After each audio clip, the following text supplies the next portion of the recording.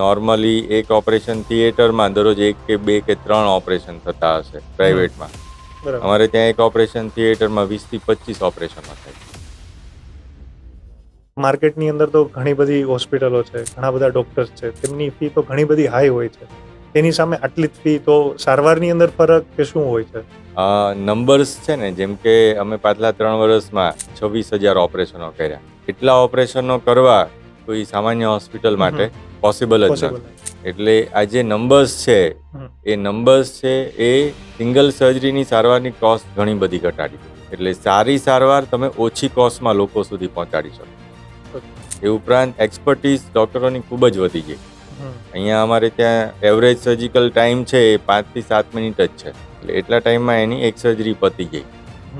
અને સર્જરીની આટલા બધા નંબરને લીધે ડૉક્ટરની એફિશિયન્સી ખૂબ જ હાઈ થઈ ગઈ. હવે સમજો કે નોર્મલી એક ઓપરેશન થિયેટરમાં દરરોજ 1 કે 2 કે 3 ઓપરેશન થતા હશે પ્રાઇવેટમાં. અમારે ત્યાં એક ઓપરેશન થિયેટરમાં 20 થી 25 ઓપરેશનો થાય. અને એની એક્યુરસી ખૂબ જ વધી ગઈ.